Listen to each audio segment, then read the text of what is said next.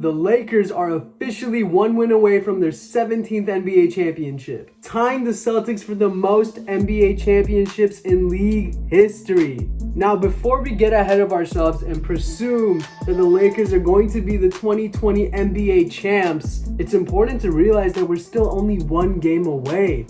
The job's not finished. The job is not done. The job is not finished. We know the job's not done. The job is not done. Like Coach said, our job's not done. Job's not finished. Job finished? I don't think so.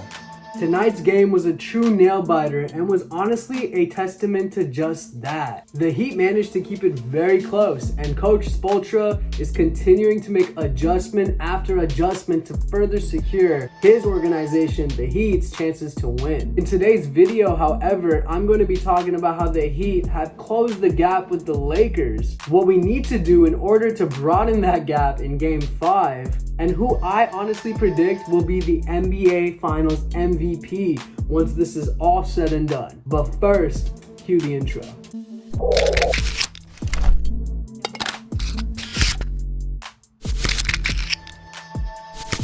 Alright, first of all, I have to give a ton of respect to the Miami Heat, more specifically the culture that their organization has created.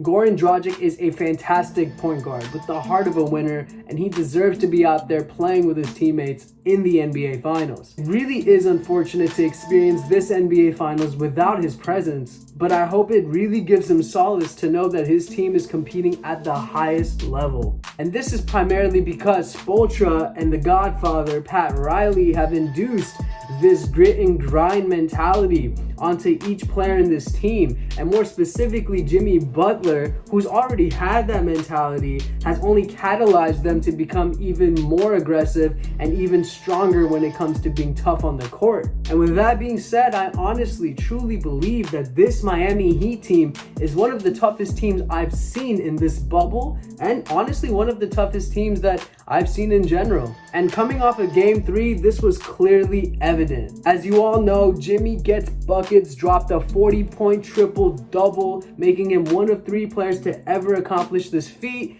in the NBA Finals, and not to mention, he did this all without shooting a 3. You know, obviously we're the Laker guys, but man, when you see a game like that, you gotta respect it, and shout out Jimmy Butler for showing up and giving us a performance that Laker fans and Heat fans honestly will never forget. But with that being said, this game created a lot of tension and pressure for the Lakers coming into Game 4. And this is because the Heat willed themselves back into 2-1 for the series and essentially got themselves back into the race. LeBron, knowing that the Heat now have momentum and are as desperate as the Lakers, had to put on a performance to secure the win. To put it simply, Game 4 tonight was the most important and pivotal game of this series. If the Lakers lost this game, then the series would be tied 2-2, and we essentially have a best of 3. And if the Lakers win, well, then the Lakers are up 3-1. And we know the only team that has come back from 3-1 is the Cleveland Cavaliers, led by this man right over here. Having that 3-1 lead is critical, and the Lakers came through tonight to secure just that. However, this win was not easy. It was in fact a nail-biter of a game. In the first half, LeBron was just not himself. He had a total of 8 points on 4 assists with a handful of turnovers. I think it was around 4 or 5. This was especially alarming as LeBron James is usually very efficient in critical playoff games such as tonight, a game in which you can really rip out the soul of your opponent. And watching him just struggle in the first half with turnovers, and also LeBron showed more frustration than he usually does, which just made me feel as if the game was getting out of control. I think a big factor behind why this was happening is because the Miami Heat transitioned from the zone defense to a man-to-man defense. And what this essentially does is it clogs the passing lanes for the Lakers, and more specifically a point guard like LeBron, or whatever position you want to put him into, it's hard for him to actually make proper outlet passes. And this affects Anthony Davis because now he can't function how he usually does in the post because the help defense can come and affect him. Not only that, but Bam Adebayo returned back to action and contributed to the Miami Heat in rebounding and also just scoring. Regardless of the turnovers and the lack of rebounds, the Lakers were still up 49-47 at the end of the first half. In the second half, LeBron flipped a switch. Literally as soon as he hit his first three, it seemed that LeBron just got his groove back. This continued until the fourth quarter, and in this quarter, the game got even more intense as the Lakers needed to secure a safe lead on the Heat. Otherwise, they would risk them catching up. And lo and behold, Mr. KCP showed up in the clutch, and he hit the corner three thanks to LeBron giving him that pass. And the rest, you know, we got that momentum, and we came back into the game.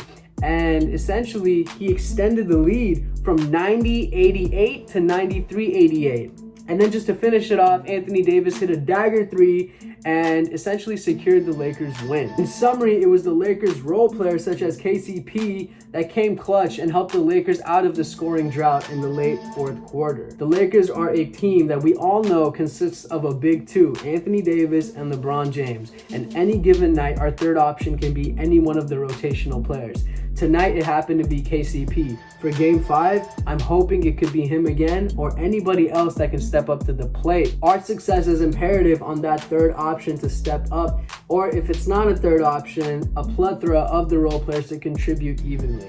Lastly, Laker Nation, I condemn anybody that continues to belittle this man. Shout out KCP, I might as well shout out his stats as well. He had 15 points, 10 of which were in the first half. He shot 6 of 12 from the field, and he was 3 of 8 from three-point land. So you do you, KCP. I'm proud of you. It's been a long time. You've been with us for a minute, even since when we were developing players such as Lonzo. You were there and you were holding it down with us. And honestly, it's cool to know that you had your moment in the finals, and maybe on Friday you'll continue that. So overall, the Lakers just need to rebound better in Game 5, reduce the turnovers, and the bench players need to continue to contribute. Next thing you know, Lakers are NBA champions. Moving on to the last topic of the video, who do I predict will be the finals MVP? Okay, KCP. No, I'm just kidding, I'm playing.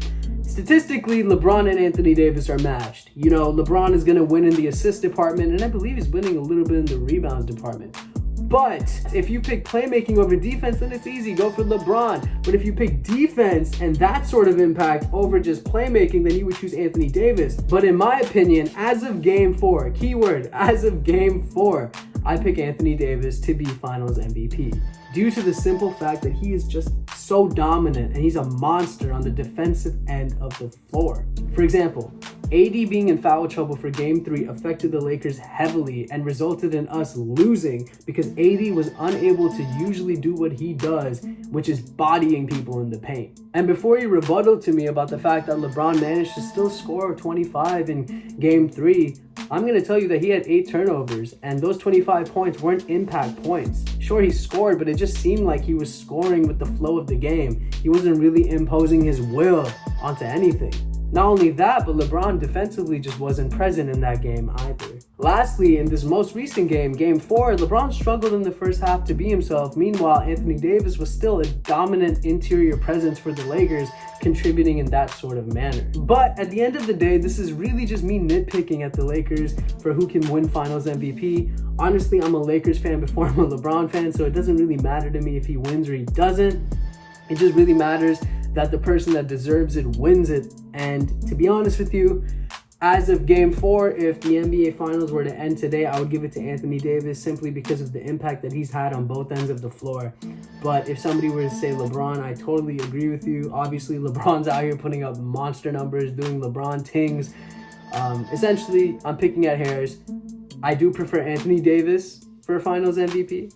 But if you were to give it to LeBron, I totally understand it. But yeah, this could change in Game 5, by the way. This whole segment could be negated. For all we know, AD could just have a monster game and secure it. LeBron could have the monster game and secure it. It all depends on that game. So we're just going to wait and see how that unfolds. But until then, I hope you all do good. That's about it for today. Everybody, please subscribe if you can. Leave a like and comment down below. And also, if you made it this far into the video, please comment Black Mamba. We're never going to forget about what this man did for the organization. And now that we are nearing, hopefully, going to get the NBA championship, it's going to be nice because it's all in honor of him. If you haven't seen that video where we made basically honoring Kobe Bryant, I will link that in the description. But until then, keep it real. I love you guys, and I will see you in the next video. Peace.